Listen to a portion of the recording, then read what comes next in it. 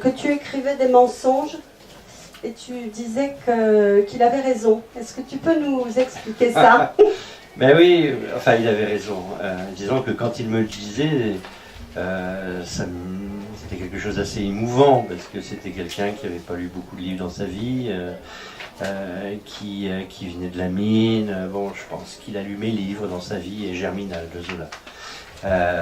Donc moi j'étais déjà ému qu'il ait cette attention, mais il avait cette objectivité brute, quoi, de dire que effectivement c'était pas la vraie vie que je racontais, c'était forcément du mensonge. Et alors ça pouvait être déroutant au premier abord comme ça d'entendre ça. Ah, t'écris encore des mensonges? Bah oui, parce que on est dans l'invention. Donc je ne fais que mentir, mais je pense qu'un auteur ment vrai. Voilà. Il faut trouver le moyen de mentir avec beaucoup de vérité. Et de toute façon, un auteur réinvente la réalité. Il n'est pas question de raconter les choses telles qu'elles sont. Ou alors on fait une enquête journalistique, on fait du reportage, on a une autre vocation. Quand on est auteur, on a une idée des choses, une vision du monde, peut-être quelquefois un message à délivrer. Enfin, on tourne autour de quelque chose comme ça d'assez irrationnel, d'assez incongru parfois. Et puis on construit une histoire parce que c'est sa fantaisie à soi. Et là, on n'est pas du tout dans la vérité. On est dans un acte qui est un acte de fantasme, un acte de délire personnel. Il se trouve qu'on raconte quand même le monde. Alors, voilà, ça fait la littérature peut-être. Alors justement, tu disais, ce sont les fantasmes, mais on est très près de la réalité. Dans ce livre, Un homme doit mourir, qui est un livre où on peut dire qu'il y a des destins croisés de deux personnages en particulier, mais on peut faire des parallèles entre les personnages secondaires d'un camp, on va dire, avec les personnages secondaires de l'autre camp. Alors je m'explique.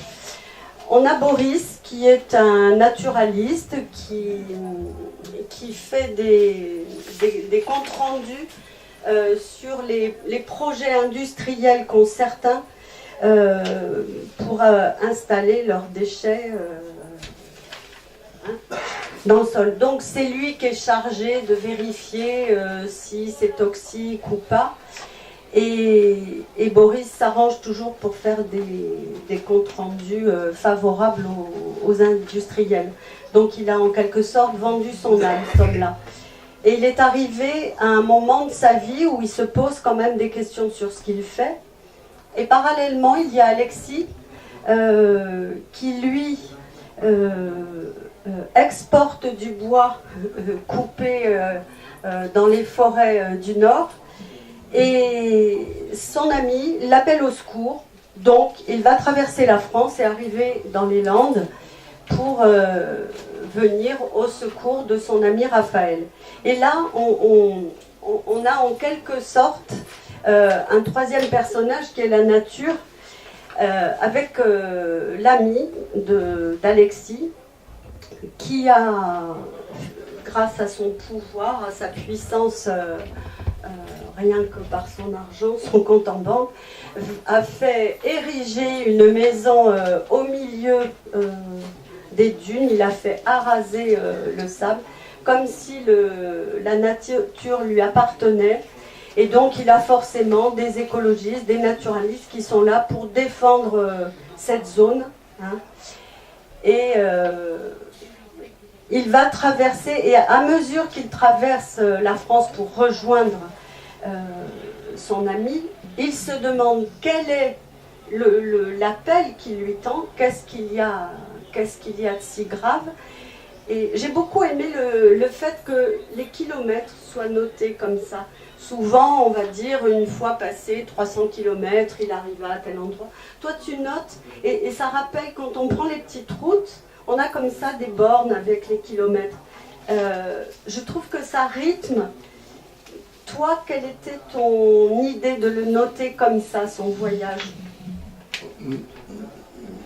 C'est une idée toute simplette, hein. C'est qu'on crée le... il faut du rythme dans un roman, à plus forte raison un roman noir. Il faut du rythme. Et le rythme, c'est le déplacement.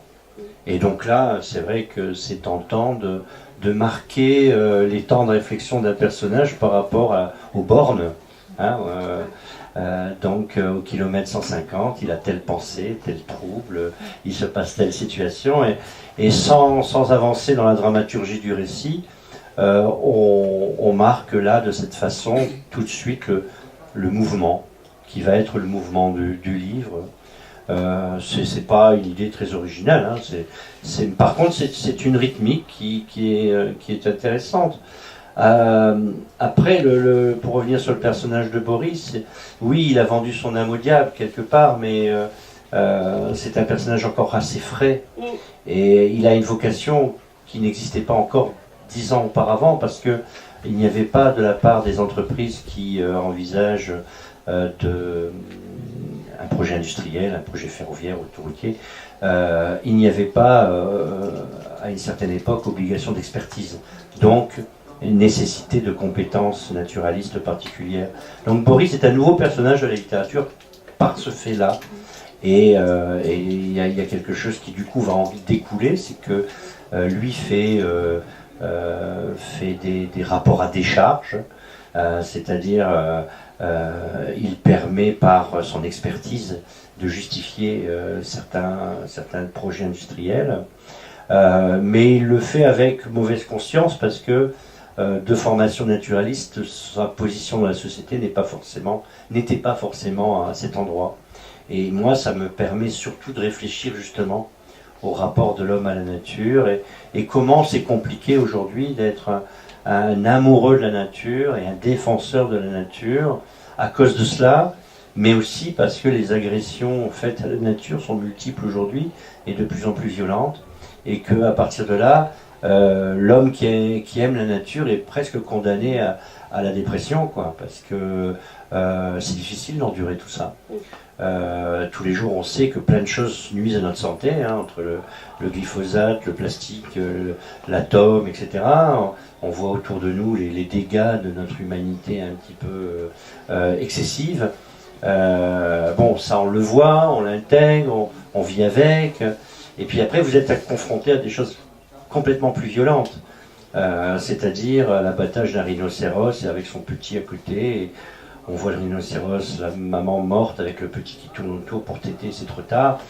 Ça, quand on est naturaliste et qu'on est au plus près du terrain, ça, c'est une raison de désespérer complètement. Vous et moi, quand même, vous apprenez que le cougar des États-Unis vient de disparaître.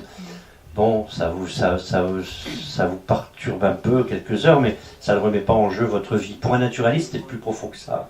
C'est-à-dire que c'est une perte irrémédiable. Et c'est un motif de souffrance psychologique, intellectuelle, incroyable. Donc Boris est là dans cette position.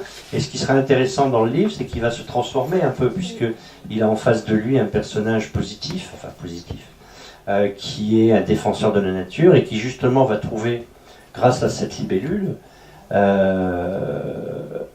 motif de contester un projet industriel.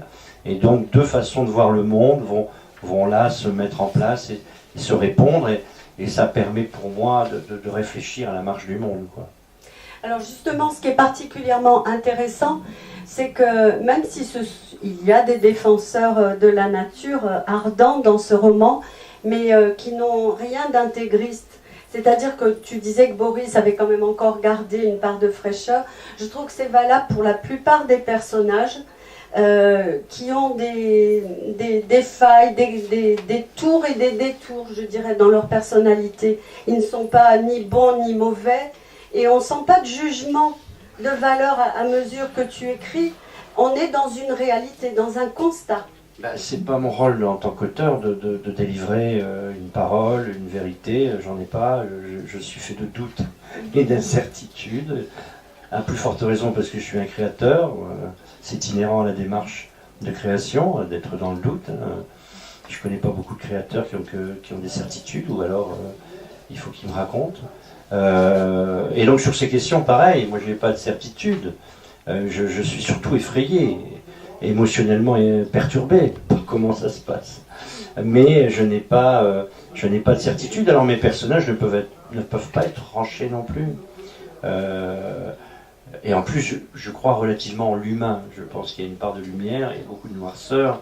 Et donc à partir de là, je ne donne pas, je ne peux pas considérer qu'un humain aspire même à la perfection, parce que cette perfection n'est pas possible. donc voilà. Et donc mes militants écologistes, j'en fais pas des saints. Sans jeu de mots. De toute façon, mes personnages, je les appréhende, je les construis toujours avec beaucoup de précautions et sans préjugés, mais avec beaucoup de critiques aussi. C'est-à-dire que pour moi, c'est comme dans le film, quoi. Personne n'est parfait. Donc, je construis des personnages qui sont dans l'ambiguïté, dans la nuance. Et même les personnages que l'on peut considérer comme les plus négatifs, je leur accorde le bénéfice du doute. Voilà, pour moi c'est très très important. En tout cas des personnages qui sont quand même pas ultimes. Il est évident que si j'abordais des personnages beaucoup plus violents, plus extrémistes, je serais moins indulgent. Mais là c'est quand même d'un côté ou de l'autre des personnages qui savent pas comment faire, quoi. Et plus ça va, moins on sait comment vivre. Enfin, comment s'arranger avec sa vie, son passé, c'est compliqué. Voilà. Et moi, c'est ça qui m'intéresse quand j'écris une histoire, c'est que je mets en place des personnages qui savent pas comment faire. Voilà. Et on retrouve ça même chez Raphaël, qui pour moi était le personnage le plus indigeste, puisque c'est le puissant industriel qui... Bon, il reste indigeste quand même. Oui, mais de temps en temps... donc je dévoile rien de l'histoire, puisqu'on le sait assez rapidement que c'est lui qui a sa super belle maison en plein milieu de la plage. Mais il a quand même un drame qu'il a vécu juste en amont. Alors ça ne justifie rien, ça n'explique rien, mais du coup ça lui donne un tout petit peu de petite touche d'humanité, où on se dit qu'il a été touché au plus profond et que peut-être, voilà, il est devenu... pire. Oui, mais enfin, après, voilà, mais bon, ça n'excuse pas tout, parce que même les plus méchants d'entre nous ont ressenti de profondes douleurs. Oui, absolument. Bon, ça ne suffit pas. Absolument. Dans la conduite que l'on doit avoir dans le monde et dans la société dans laquelle on vit, ne doit pas dépendre de ce rapport émotionnel à l'intime, au quotidien. Mais Raphaël est intéressant parce que il est l'exemple de certains personnages dans ces sociétés qui, parce qu'ils ont le pouvoir de l'argent, se permettent tous les pouvoirs. Voilà. Et à un moment donné, il peut y avoir un processus destructeur, mortifère, qui a la condition de certaines situations, les amène à commettre l'inacceptable. Voilà. On n'en dira pas plus, mais il y a ce point où à un moment donné, quand on a tous les pouvoirs, on imagine avoir le pouvoir suprême. Et c'est un peu sa position. Alors c'était un coup de thé sur cette histoire, parce que j'ai créé une situation qui n'est pas forcément très morale, mais je pense qu'on peut en arriver là, quoi. Je pense que certains d'entre nous peuvent en arriver là. Enfin, pas moi, je pense. Pas vous non plus, parce que vous êtes là. Et toi non plus, Anita. Non. Alors, le titre aussi, tu parlais du rythme avec les kilomètres, mais je trouve qu'il y a, par rapport au titre aussi, il y a un rythme, puisque on se demande quel est cet homme qui doit mourir. Et pendant toute la traversée de l'un, ou toutes les pérégrinations de l'autre, on se doute bien que ces deux hommes, à un moment donné, vont avoir quelque chose en commun, mais quoi ? Ou pourquoi ces deux hommes-là? Et de temps en temps, alors on y reviendra après par rapport à Roman Noir, Polar, de temps en temps, on est quand même, nous, dans notre petite enquête, et se dire, mais quel homme doit mourir? Et on a une idée, et puis après une autre, et un peu plus loin, on peut se dire, est-ce que c'est pas l'homme qui meurt à lui-même, tout simplement, l'homme avec un grand H, pour renaître une fois qu'il a compris vérités de la vie ou les... Non, mais c'est un titre un peu sentencieux. C'est même pas la question de savoir si dans l'histoire un homme va mourir.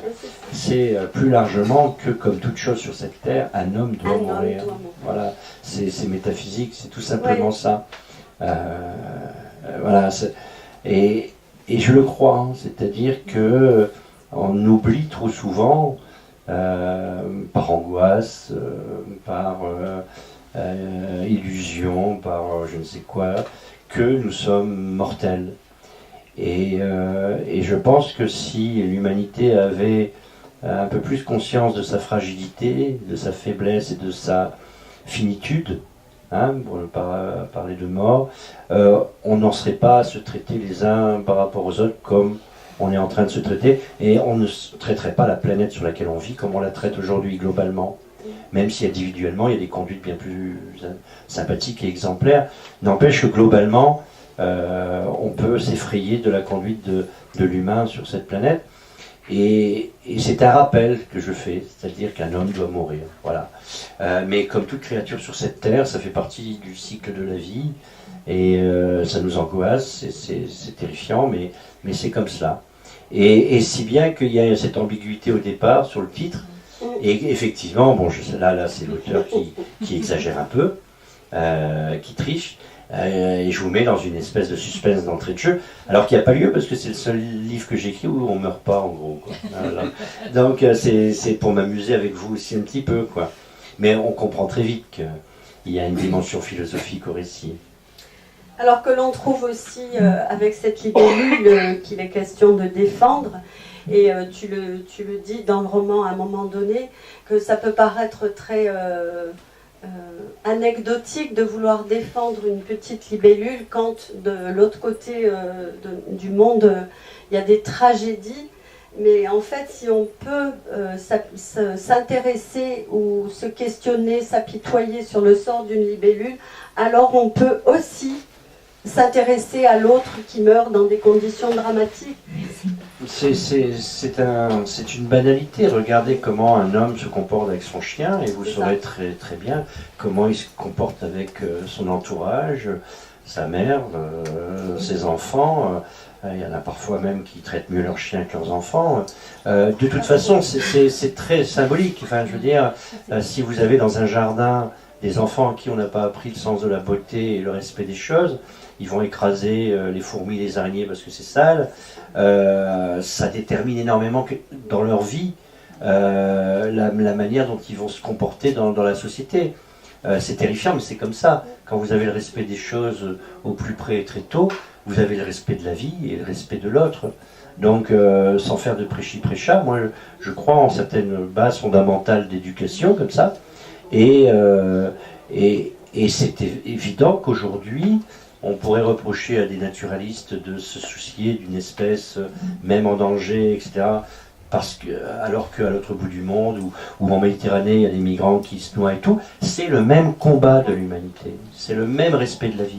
C'est-à-dire que si vous êtes dans votre combat naturaliste, qui suppose que vous défendez l'espèce qui vous plaît dans votre jardin, ou dans votre vie, ou dans votre pays, ça participe de la même dynamique de respect de la vie que d'autres combats qui concernent l'humain. C'est pas possible l'un sans l'autre, quoi. Et moi j'y crois énormément à cela. Il se trouve que malheureusement on ne peut pas mener tous les combats de front. Et donc on se distribue la tâche. Voilà, donc il y en a qui défendent les petites fourmis, et il y en a qui sont au plus près des associations de défense des humains. Mais ça participe de la même vision du monde, quoi, qui doit être une vision humaniste. Voilà. On parle même plus de ça, c'est dommage d'ailleurs. Je pense qu'on oublie justement. Je vais faire très politique, alors qu'on est dans la politique depuis le début d'ailleurs en abordant ces thèmes, mais il y a encore des clivages politiques, il y a encore des antagonismes, et il y a quelque part quand même un monde humaniste et un autre qui ne l'est pas. Voilà. Et ça, c'est des valeurs fondamentales, et moi j'y tiens. Et c'est sûr que quand je raconte le monde et la nature, quand je m'effraie de la perte de biodiversité, quand j'en pleure des fois aussi, intimement dans ma vie, je souffre pour l'humain, quoi. Parce que plus ça va, plus on perd en biodiversité, donc en capacité de partager cette planète, plus l'humain meurt, voilà, dans son entité profonde. Et à chaque fois, on ne se rend pas compte, mais c'est un coup de canif sur l'humain, quand une espèce disparaît, par exemple. Voilà. Donc c'est un peu aussi l'enjeu du livre, hein. C'est cette idée-là. Oui, il faut sauver les libellus. Il faut à un moment donné, pour quelque chose qui n'est, voilà, quelque chose d'insignifiant, s'engager, parce que c'est l'héritage commun. Voilà. Et on ne sait pas ce que l'on perd quand on perd une espèce. Je ne sais plus qui a dit ça d'ailleurs, notamment botanique, parce qu'avec la destruction des forêts primaires tropicales, on a une perte effroyable de biodiversité en matière florale. Et quand on sait tous les bienfaits que le végétal nous a apportés en matière de sciences, de pharmacopée, etc., quand on perd une plante qui disparaît à jamais de cette planète, on ne sait pas ce qu'elle aurait pu nous apporter en traitement du cancer, etc. Non, c'est dingue.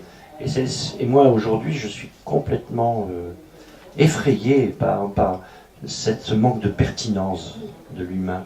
Voilà. Pour des raisons basiques, de profit à court terme, c'est très violent tout ça. Et donc, du coup, pour revenir à cette idée, que quand on aime la nature et quand on a vocation de la défendre, et ben c'est de plus en plus compliqué.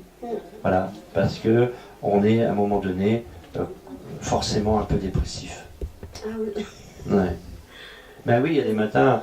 Moi, l'autre jour, j'étais avec mon gamin, on regardait une émission à la télé sur le plastique, là, très bien, le cache d'investigation, c'était terrifiant. Et ça m'a échappé. J'étais avec mon gamin de 16 ans sur le canapé, on regarde souvent Arte.